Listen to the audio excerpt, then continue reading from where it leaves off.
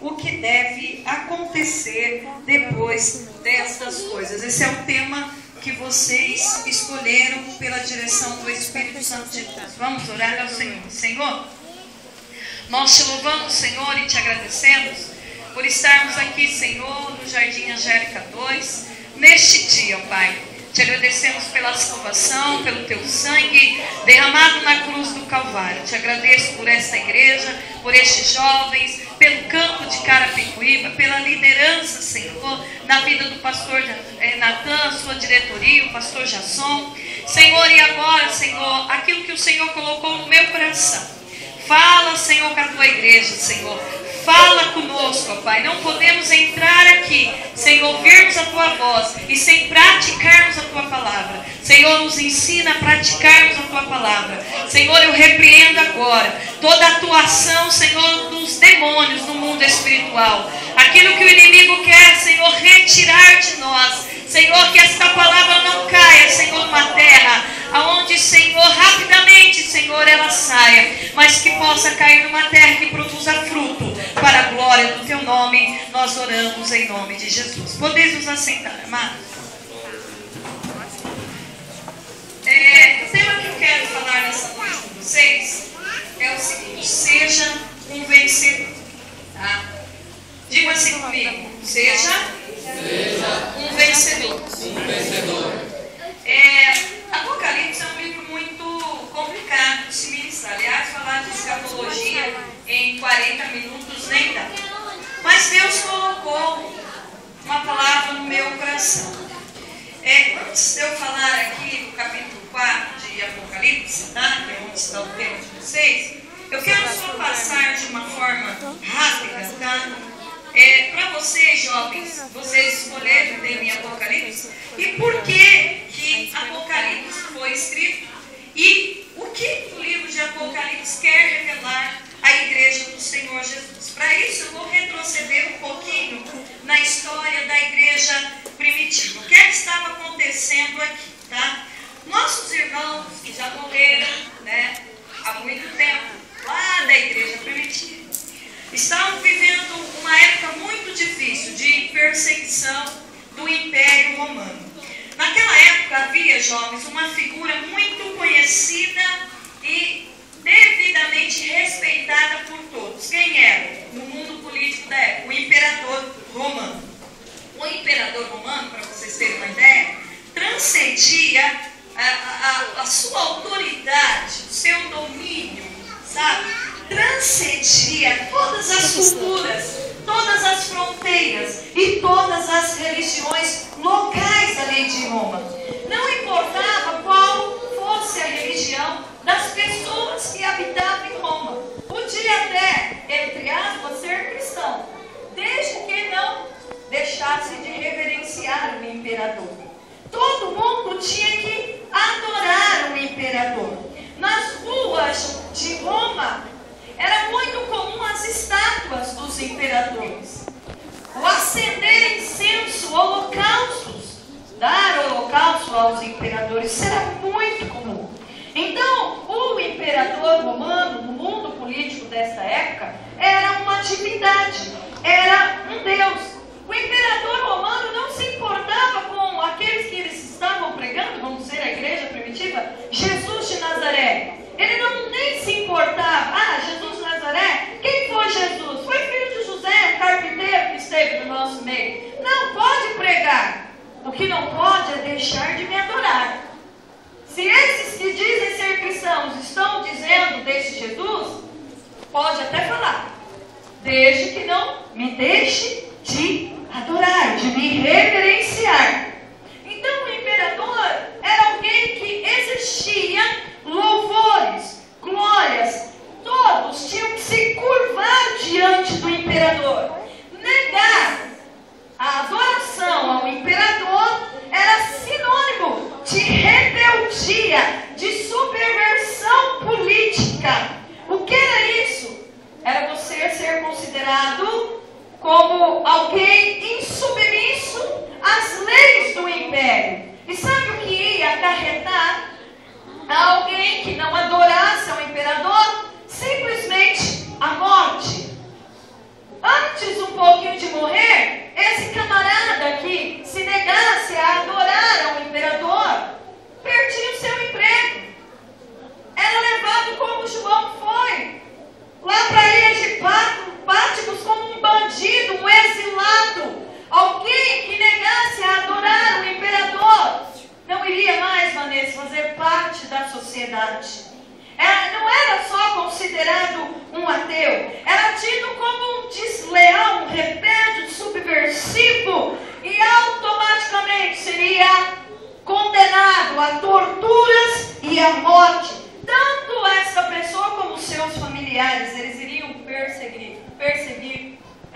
abençoe os seus familiares. E aí nós estamos aqui num contexto muito difícil para os nossos irmãos da igreja primitiva. Porque desde que eles voltaram do exílio babilônico, porque eles foram para o exílio babilônico, por causa do pecado da idolatria. Eu acredito que vocês frequentam a escola bíblica dominical e sabem que os judeus foram para o cativeiro porque deixaram de adorar ao Deus, o único e verdadeiro Deus, para se prostituírem. Já leram o livro de Oséias, por exemplo? Oséias é um exemplo, um profeta que teve que se casar com uma mulher prostituta para que Israel entendesse que todas as vezes que eles adoravam outros deuses, eles estavam se prostituindo diante de Deus. Era assim que Deus via. Mas quando o judeu regressou do exílio, uma coisa eles deixaram de fazer. Deixaram de adorar os outros deuses. Deixaram de adorar a homens. Deixaram de se curvar diante de homens ou de qualquer estátua para adorar o único e verdadeiro Deus. O único e verdadeiro Deus. E aqui nós temos então uma dificuldade. Por quê? Porque nas ruas de Jerusalém, em todos os territórios do Império Romano, havia uma estátua de um imperador. E ali havia um cristão que confessava a sua fé em Jesus Cristo, o único e verdadeiro Deus de suas vidas. E sabe o que começou a acontecer? Começou a acontecer então a perseguição contra a igreja. A igreja não queria mais, neste momento, se render à idolatria. E aí os cristãos começaram a ser perseguidos e assassinados aos milhares. Dentre os imperadores desta época, nós temos Domiciano, que tinha um governo absoluto e era considerado um dos mais cruéis e perversos imperadores. Irmãos, ele sobressaiu Nero. Ele promoveu a sua divindade de tal forma que ele começou a exigir holocaustos públicos. E sabe qual era a maior diversão dele? O que ele recebia como holocausto nos seus jardins? Os cristãos, pastor Natan. Eram os cristãos. Os cristãos eram queimados como tochas vivas, ou então lançados para os leões, feras famintas nos circos de Roma. Oferenda a quem? Ao imperador.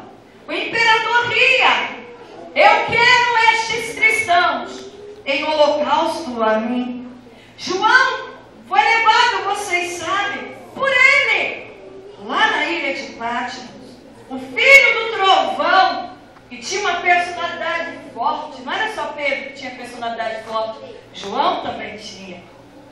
Mas João foi transformado no seu caráter pela graça do Evangelho e se tornou um discípulo do amor e defendeu a sua fé, defendeu seu amor a Cristo. João pregava, tinha argumentos contundentes, convincentes, ao ponto de Domiciano persegui-lo e mandar prendê-lo. Um pouquinho antes de prendê-lo, o jogou num tacho fervente, de óleo fervente. Mas o Senhor Jesus, por um propósito específico, preservou a vida dele. Mais tarde, Domiciano manda prendê-lo.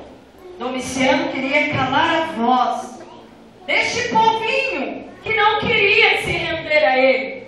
Deste povinho, ao olhar de Domiciano, que não se prostrava diante dele. Milhares de cristãos foram para Patmos como animais. Está pensando que ele estava lá de boa? As cadeias eram cavernas. Eles tinham que dormir, morar com ratos, ratazanas. Estava pensando que a comida era boa como hoje? Está pensando que hoje, aqui no Brasil, o camarada vai preso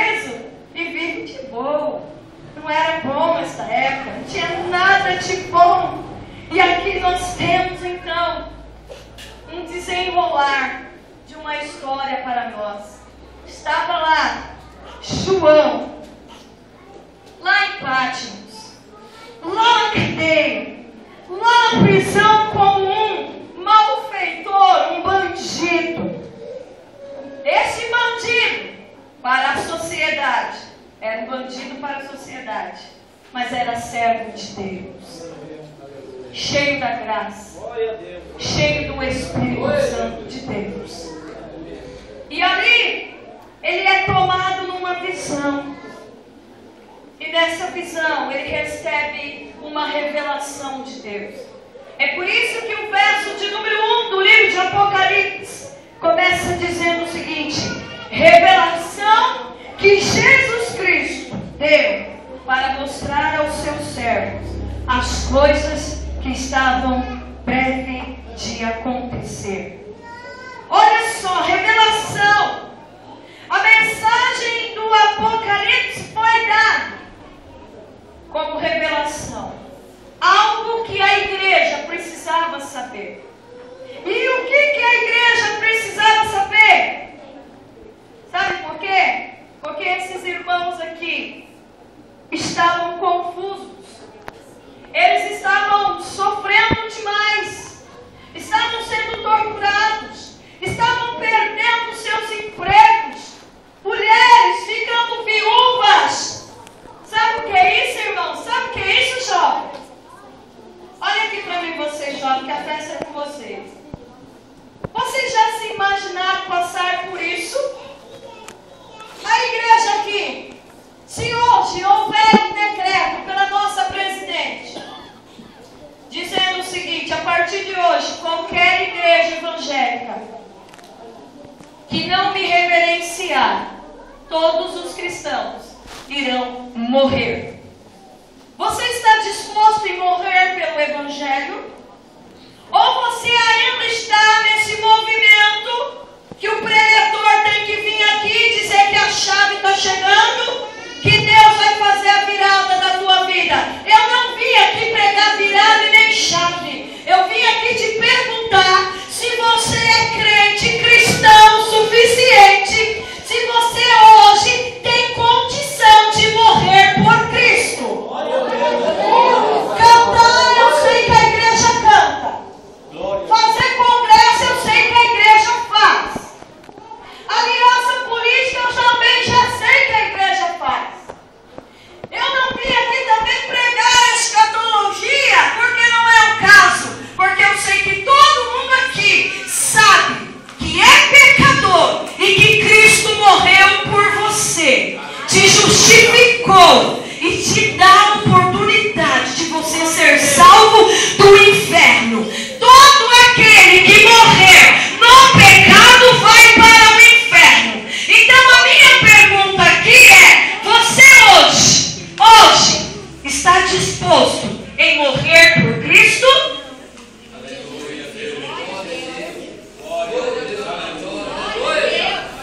Estes cristãos estavam indagando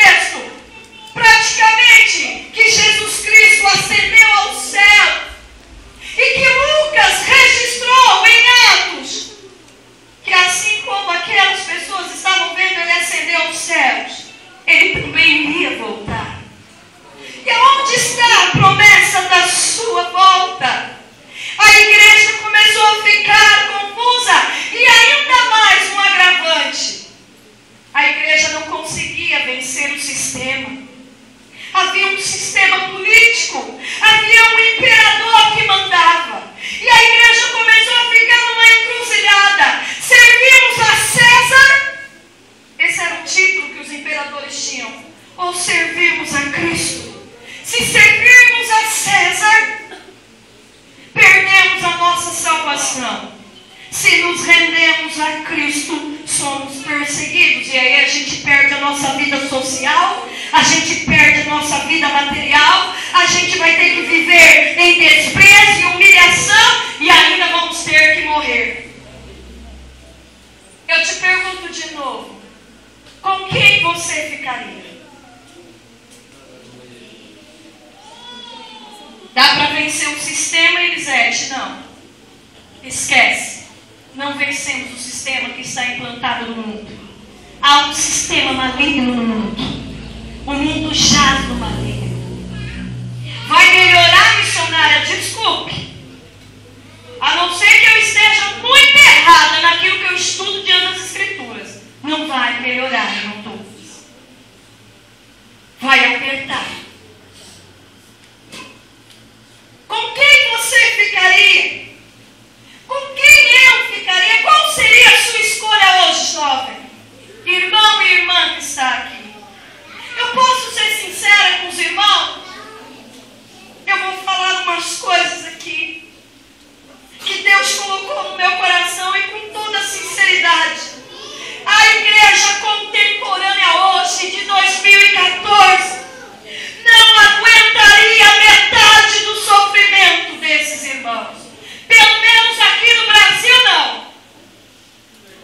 Pode ser que os nossos irmãos que estão fazendo missões nos países muçulmanos, na janela 10x40, muitos deles estão até aguentando. Existem pastores, como o Yosef, que está preso há mais de 7 anos e já está saindo a sentença dele. A igreja está olhando para ele, mas está sendo decretada a sentença de morte dele. Sabe por quê? Porque ele simplesmente aceitou Jesus Cristo como o Senhor da sua vida. Só por isso. Agora olha para a igreja no Brasil. Olhemos para dentro de nós hoje. Nós não estamos resistindo, irmãos. A carnalidade que está dentro de nós, a nossa natureza decaída. Nós não estamos resistindo à inveja, à mentira, à falsidade, à prostituição, meu querido. Vamos resistir a um decreto para eu ministrar aqui e te falar para vocês que somos uma igreja poderosa, que somos uma igreja cheia do Espírito. Nós temos que rever os nossos conceitos nessa noite.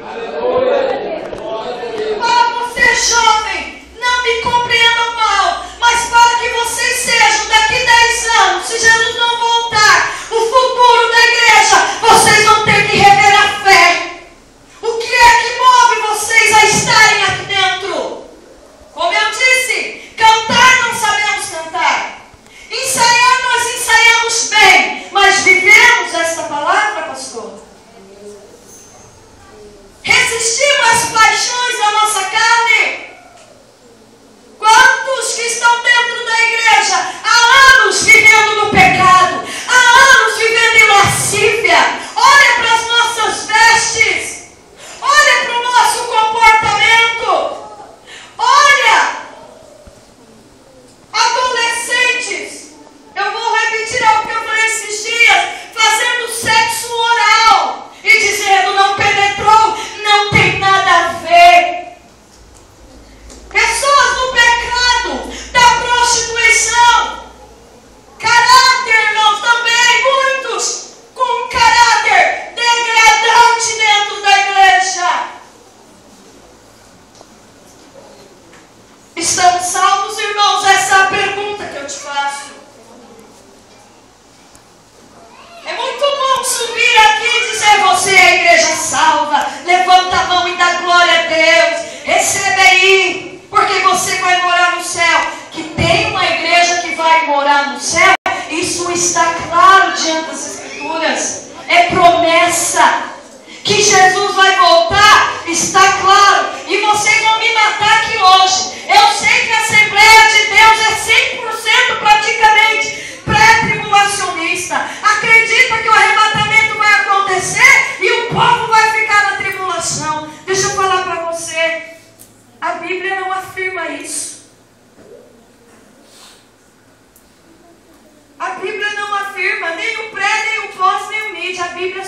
vigiar, o próprio Senhor Jesus. Mateus capítulo 24, capítulo 25, ele tão somente diz: vigiai, porque vocês não sabem a hora que o Filho do Homem há de vir.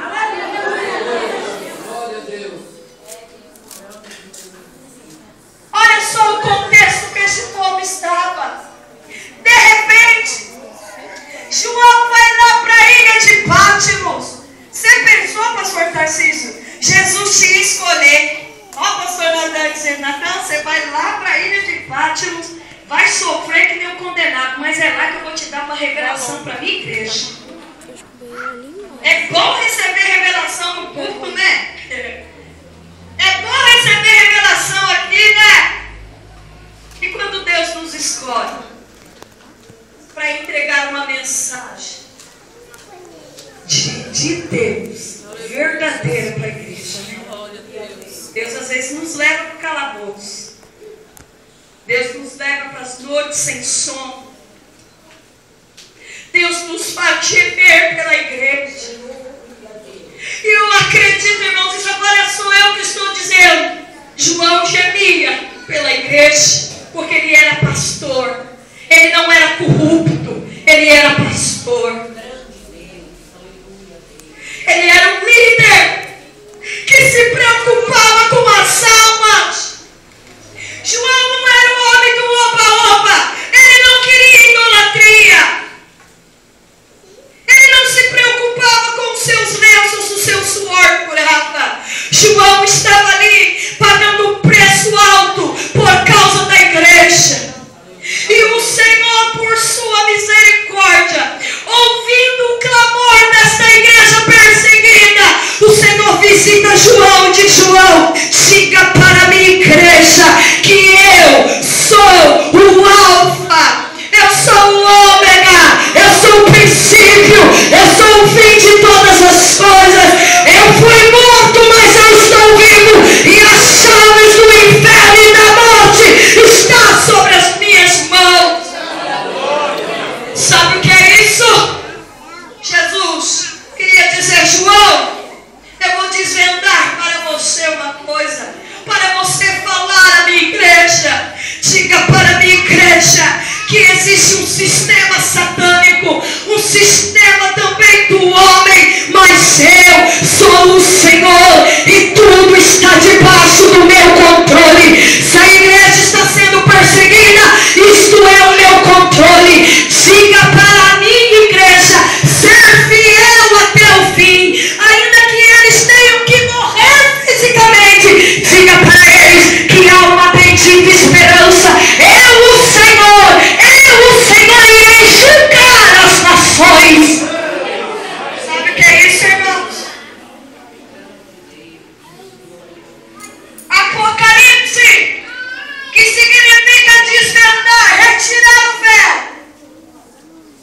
Era um livro para a igreja, não era um livro para o ímpio ou para o Império Romano compreender. É por isso que dentro desse livro tem cordeiros, tem monstros, tem chifre, tem besta, tem selo, tem trombeta, tem praga, tem cavalo de várias cores. Tem bichos estranhos com rosto de boi, de leão. São 3.000 símbolos e figuras, mas que iriam revelar à igreja verdades eternas. Qual é a maior verdade do livro de Apocalipse? O Senhor vai aniquilar o império das trevas. O Senhor vai julgar o pecado do homem e o Senhor vai dar vitória para a sua igreja. Agora eu te convido a dar glória, porque eu acho que vocês não entenderam. O Senhor vai destruir o diabo. O Senhor vai destruir o império do homem, mas Ele vai dar vitória para a igreja. Ele vai dar vitória para a igreja.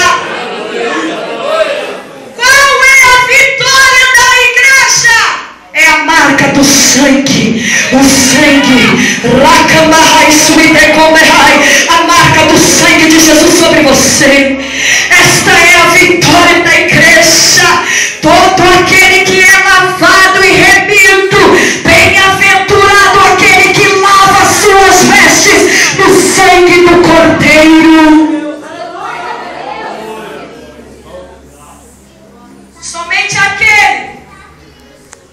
que tiver a marca do sangue do Cordeiro irá ser arrebatado, irá conquistar a nova Jerusalém. Irmãos, essa vitória da igreja parece que não está mais mexendo com nós. Vou falar que nem mineiro aqui, com você. A gente tem que subir aqui e dizer que você vai receber a casa, o carro, a saúde. Verdade. Não vou dizer que Jesus não faça isso, eu não sou incrédulo. Eu preciso também disso. Mas tudo isso é só a misericórdia dele. Porque o que ele tinha que fazer, ele já fez por você, adolescente, por você, jovem, por você, irmão e irmã que está aqui. Você sabe que ele foi até aquela cruz por você. E se você quiser ser salvo, você vai ter que morrer em vida física, fiel a ele. Olha a mensagem deste livro aqui. João é obrigado a trazer uma mensagem dizendo: ei, ainda que vocês percam a vida física, não fiquem tristes, alegres, porque há uma vitória maior para a igreja. Aleluia. Há uma vitória maior. Apocalipse capítulo 21 diz que ele enxugará dos olhos todas as lágrimas, e a morte não vai mais existir para aqueles que morreram fielmente no Senhor. Sonara, você veio aqui falar de morte? Não, eu quero que você entenda a Bíblia. Morte para crente não é derrota. Morte para cristão é vitória. Vou falar de novo. Morte para crente salvo é vitória. É vitória. É vitória. Eu vou falar de novo para o diabo escutar. Porque está um tal de zum, zum, zum. Eu vou repreender isso, eu vou repreender. Deixa eu falar uma coisa. O diabo não ganha nada matando quem é fiel. Ele perseguiu a igreja por 300 anos. Depois veio Constantino. O diabo percebeu que morte não parou a adoração dos crentes. Sabe o que o diabo fez? Ele mudou a estratégia. Ele trouxe o pecado para dentro da igreja. O diabo, jovem, não quer te tirar daqui. Não quer tirar você, irmão. Ele não quer me tirar aqui de dentro. Ele quer me corromper aqui dentro. Ele quer que eu leia a Bíblia e este livro não faça efeito nenhum no meu caráter. O diabo quer que eu continue com a minha liturgia de culto, desde que não aconteça a libertação do pecado na minha vida. Ele quer que nos desviemos. E aí sim, ele pode matar. Porque um desviado, quando eu falo desviado, não estou falando de quem está dentro da igreja, não estou falando de quem está lá fora, não. Eu estou falando de quem está aqui dentro, brincando com o pecado, brincando com a prostituição, brincando com a fornicação, brincando com a masturbação, brincando com a TV a cabo, brincando com a inveja, com a mentira, com a injustiça, falando mal do teu irmão. Eu estou falando aqui, de pessoas que estão aqui brincando. Esses, ele está a fim de matar, porque sabe que vai levar com ele. Mas crente fiel, pode armar o que for. Eu quero que o diabo escute isso. Não tenho medo da morte. Sabe por quê? Porque eu tenho ciência do meu pecado. Eu fujo do pecado. Eu resisto ao diabo. Diz a palavra do Senhor: resiste o diabo e ele vai fugir de você. Mas enquanto estivermos aqui inconscientes, ele pisa. Entenda a mensagem do Apocalipse. Entenda que eu não preciso aqui, irmãos, ficar 2 horas.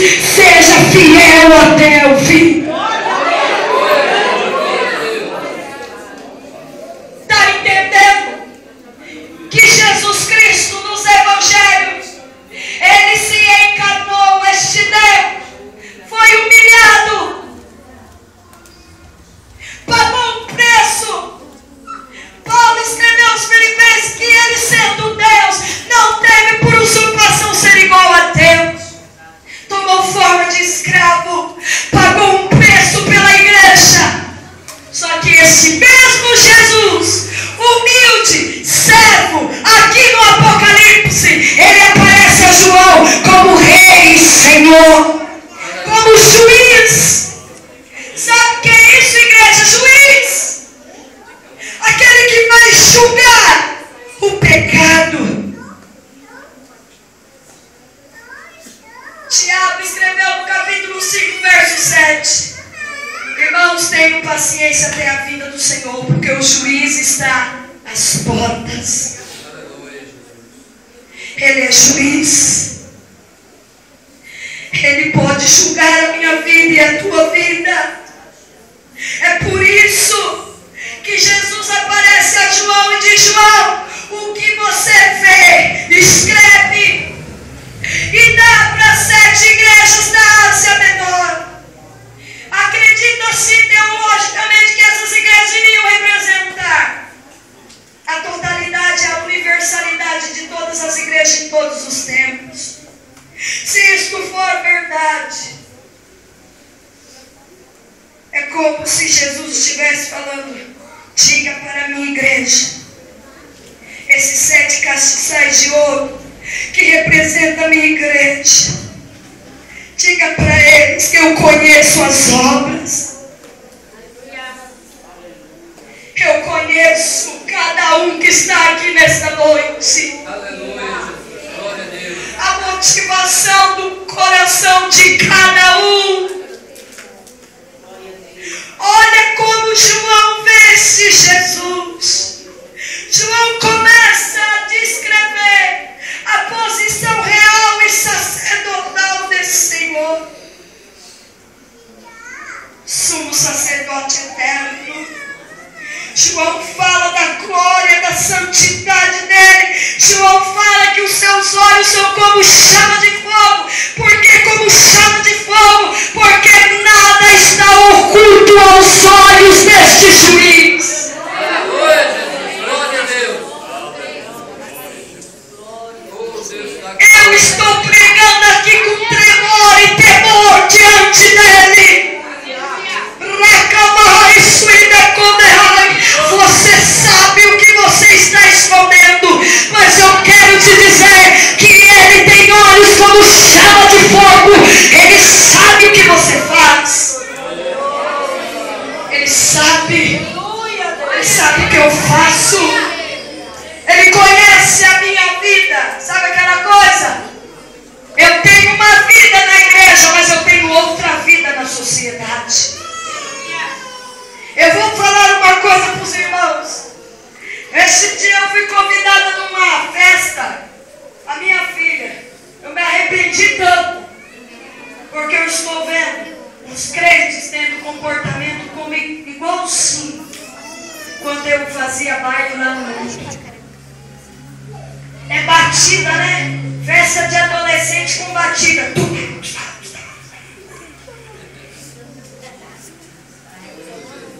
Daqui a pouco, né? Apesar que tem um sino aí, né? As irmãs gostam, é sabor de mel, é sabor de mel. Você vai estar na plateia, eu no palco, eu sou vitoriosa. Qual a diferença do sabor de mel pro beijinho no ombro, que o recalque você quer lá? Beijinho no ombro para as invejosas, né? A gente cantaria para acompanhar o outro. A gente cantaria dizendo: meu advogado é o meu Senhor, viu? Você que falou mal de mim, seu desgraçado, você vai ver minha vitória. Os olhos dele é como chama de fogo. Ele conhece o nosso coração. A sua igreja está nas mãos dele. João diz que na mão direita dele estavam 7 estrelas.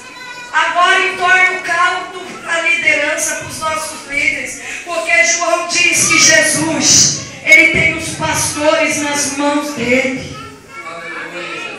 Ele sabe quem é íntegro, quem não é íntegro. Ele sabe quem é fiel e quem não é fiel. Ele sabe quem ali está querendo dar uma de ovelha, mas é bode.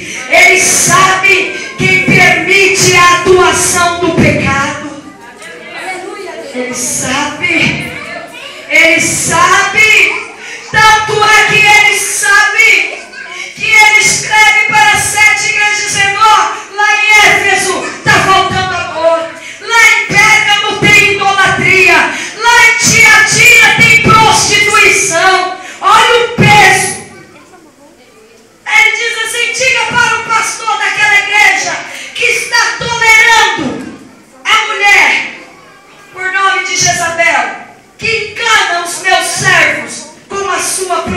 prisão. Diga que todos que coabitaram com ela ficarão enfermos e de cama, porque eu sou o Senhor e sondo os corações. Diga para Laodiceia, uma igreja rica que tenta me comprar, olha, comprar Jesus com o dinheiro. Diga que eles são pobres e miseráveis e comprar colírio. Eles vendiam colírio. Colírio dava muito dinheiro naquela época. Diga para comprar colírio de mim. Eles tinham empresas de roupa. O Senhor Jesus disse agora, diga para comprar veste de mim. Porque eu estou à porta e bato. Eu estou à porta. Olha só a seriedade. Diga para Esmirna e Filadélfia, apenas 2 igrejas não receberam repreensão. Esmirna, coitadinha, seu nome representava sofrimento. Igreja pobre, termo grego, poicheia, pobre. Diga para ele ser fiel até o fim. Dar-te-ei a coroa da vida. Diga para Filadélfia que eu sou a porta. Diga para eles guardar o que eles têm, para que ninguém tome a coroa, porque eu venho sempre. Quando chegamos no capítulo do tema que vocês escolheram, a visão muda. Depois de falar com as igrejas, João vê esse Deus assentado no trono. Sabe por que ele estava sentado no trono, Vanessa? Para julgar. João, ele começa a ver a majestade de Deus, a autoridade de Deus. Ele vê que ali havia uma visão semelhante ao peitoral do sumo sacerdote do Antigo Testamento. Ele vê que Deus estava sentado no trono para julgar o pecado do homem. Quando entramos no capítulo 5, João começa a ficar desesperado, porque ele vê que Deus estava no trono para julgar o pecado do homem, mas ele vê na mão de Deus um livro, um rolo que estava selado com 7 selos. Selo na Bíblia, jovem, significa garantia, proteção, segurança, certeza, autenticidade. João começa a ficar triste, porque um anjo bradou e disse: quem é digno de abrir o livro e desatar os selos? O que é que tinha nesses selos? O julgamento de Deus para a humanidade. E se ninguém abrisse esse livro, não iria acontecer o julgamento. E se não acontecer o julgamento de Deus para com o pecado do homem, é vã a nossa fé, é vã a nossa pregação. Não tem por que estarmos aqui neste domingo. Não tem por que cantar. Não tem por que pregar. Mas graças a Deus, aleluia. Lá, João, ele começa a ver, não tem ninguém aqui com autoridade para julgar o pecado. Ele começa a chorar. Ele começa a chorar. Está entendendo aqui? João, ele chora. Só que o verso de número 5 do capítulo 5 diz que um dos anciões disse assim: João, não choras. É que você não olhou direito. Ele não está mais como servo sofredor. Ele não é mais aquele Cristo com a coroa na cabeça de espinho. Ele não é mais aquele que transpassaram o seu corpo com aquela espada. Ele não está mais desfigurado. Olha direito, tem um leão aqui, da tribo de Judá, da raiz de Davi. Ele venceu o pecado, a morte. Ele é digno de abrir o livro e desatar os seus 7 selos. Ele é o cordeiro que havia sido morto, mas na mão direita de Deus ele pode tomar o livro. Oh, aleluia.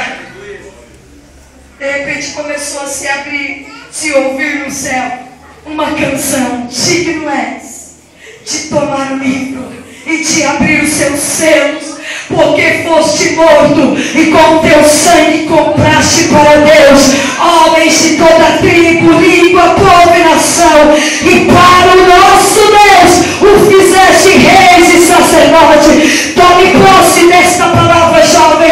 É assim que Deus quer que você seja rei e sacerdote. Você que está aqui nesta noite foi comprado com o sangue dele. E ele, por ser dono da tua vida, proprietário da tua vida, ele pode julgar. Ele pode julgar. Ele é juiz.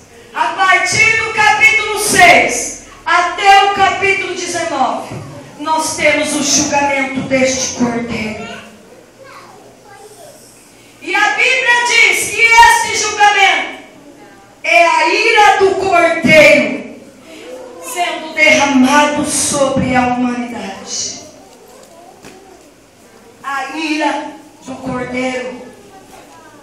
Apocalipse 15, verso 1 diz que 7 anjos carregavam 7 pragas, onde se consumirá a ira de Deus. Eu vou terminar, porque eu não falei a metade do que eu tinha preparado. Mas deixa eu falar uma coisa para você. Este Jesus, que é amor, que morreu por você, ele também virá com o juízo. Eu sei que quando a igreja fica em silêncio, é porque está todo mundo refletindo. Eu não sei quando ele virá. Eu não sei quando vai ser o arrebatamento. E eu não vou pregar. Ninguém vai me ver pregando. No tempo de vida que eu tenho, não tenho essa coragem de dizer que vamos ser arrebatados antes de muita coisa vir. Pode ser, meu querido, que a política no Brasil venha perseguir a igreja. Qual será a sua postura? Mas pode ser que ele venha agora, amanhã. Você está salvo? Como está a tua vida? O teu compromisso com a palavra? Você vive esta palavra? Você teme o pecado? Ou você acha que isso aqui é a história da carochinha? Você acha que esses pastores estão aqui porque nós somos poucos e gostamos de ficar aqui pulando e dizendo aleluia porque a gente é pouco?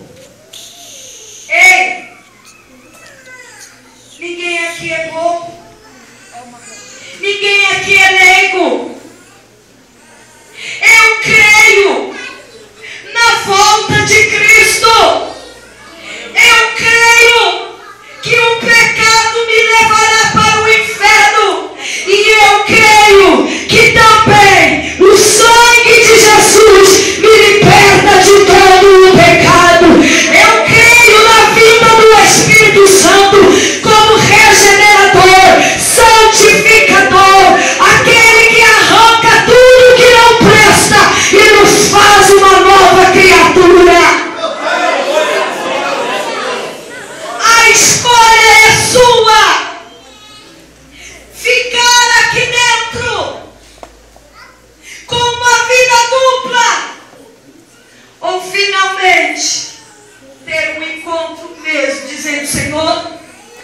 eu vou rejeitar a carne.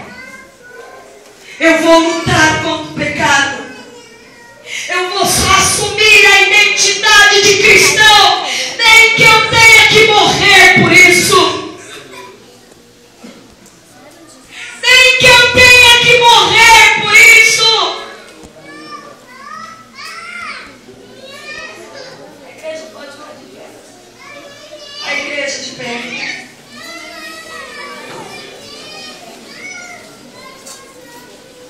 O autor aos Hebreus tem um hino que diz assim: quero voltar ao início de tudo. Só leia para mim.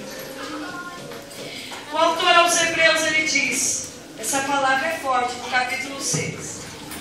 Ele diz que é impossível aqueles que forem iluminados pela palavra da verdade e retrocederam, negaram a fé de serem salvos.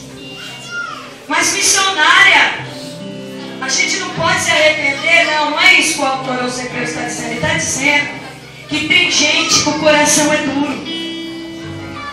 O autor aos Hebreus está dizendo que tem gente que vai continuar dentro da igreja sem se arrepender mesmo, mas são conhecedores da verdade. Hoje ainda dá tempo de se arrepender. Hoje dá para você fazer uma análise. Dá para eu fazer uma análise. Como nós estamos, irmãos? Como nós estamos? Já foi o tempo que eu me preocupava em ouvir os glórias e achava eu ir embora para casa triste, falando minha pregação foi ótima. Já foi esse tempo.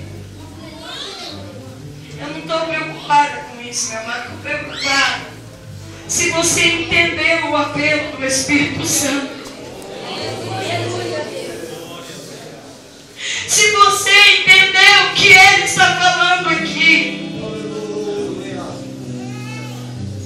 Eu não quero te expor. Não é questão de se expor aqui. Eu quero que você entenda o quanto Deus te ama. Quanto Ele quer te libertar desse pecado.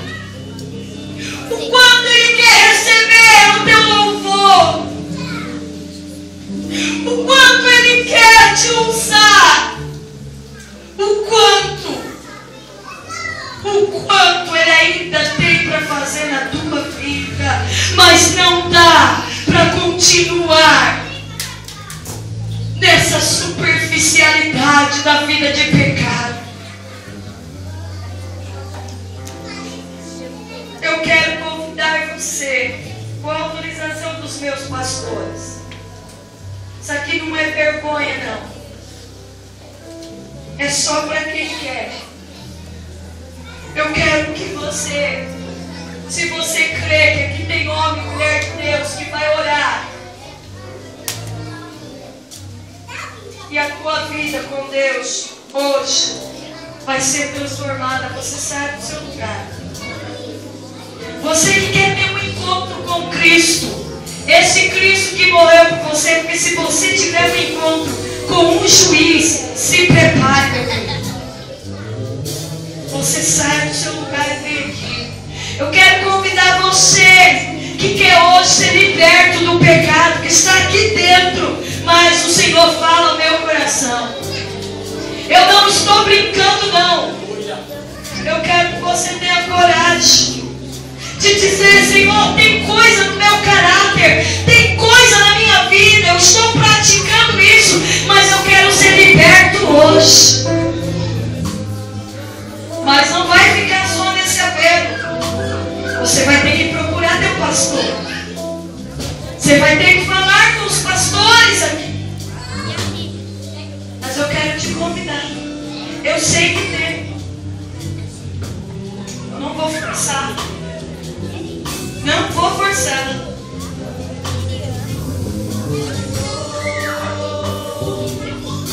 Eu quero voltar ao primeiro amor.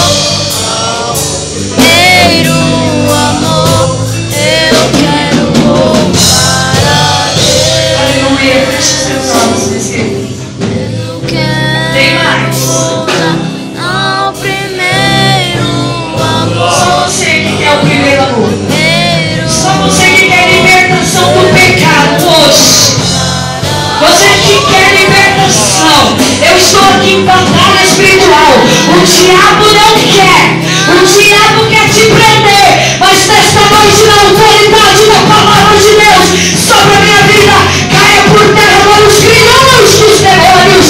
Aquilo que Satanás está fazendo, toda cegueira espiritual, caia por terra nessa noite. Saia do seu lugar e tenha um encontro real com o Espírito Santo.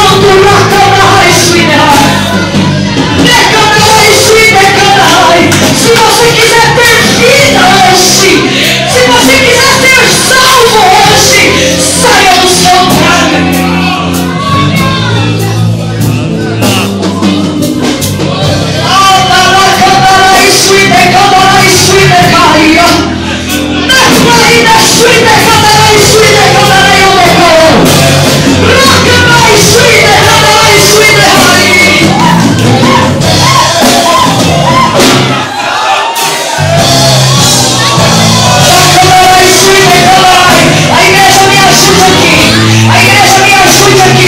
Nós estamos diante daquele que é rei, daquele que é Senhor.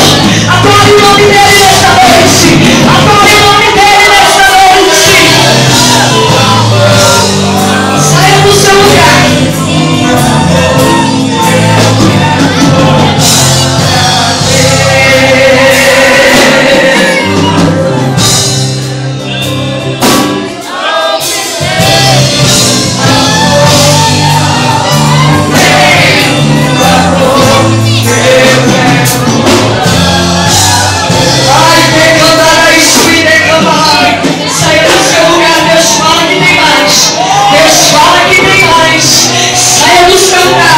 Hoje é noite de libertação. Hoje é noite de você ser cheio mesmo do Espírito Santo. Meu amado, o Espírito Santo te ama. O Espírito Santo quer te regenerar, quer te santificar. Ele quer que você seja alguém cheio da presença de Deus. Chega desta vida pobre, desta miséria. Em nome de Jesus, recebe vida aí. Vale de osso seco, eu profetizo. Recebe vida, vida do Espírito Santo nesta noite. Pastor Natan, meus pastores, me ajudem, por favor, e põe as mãos lá embaixo. A igreja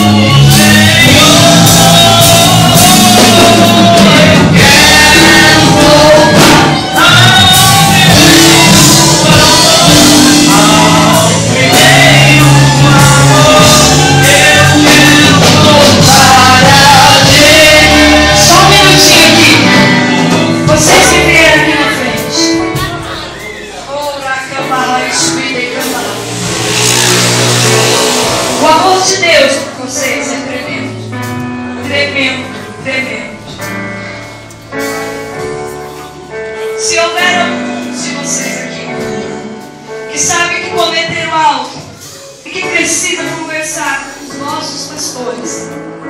Converse. Confesse.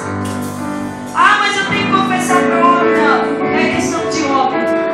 É porque quando erramos na igreja, erramos no corpo. A Bíblia diz no ato da Santa Ceia que quem não sabe discernir o corpo do Senhor tome divinamente para sua própria condenação. É por isso que tem muita gente na igreja fraca. Hoje vocês tiveram coragem de vir aqui na frente e eu louvo a Deus pelas suas vidas. Não se afastem mais do Senhor, porque o diabo não vai pensar duas vezes para laçar. Em nome de Jesus, saiam daqui convictos do sangue de Jesus sobre vossas vidas. Este sangue tem poder. Este sangue é poderoso. Fiquem firmes na presença do Senhor. Firmes e constantes, inabaláveis na obra do Senhor. Firmes com Cristo Jesus.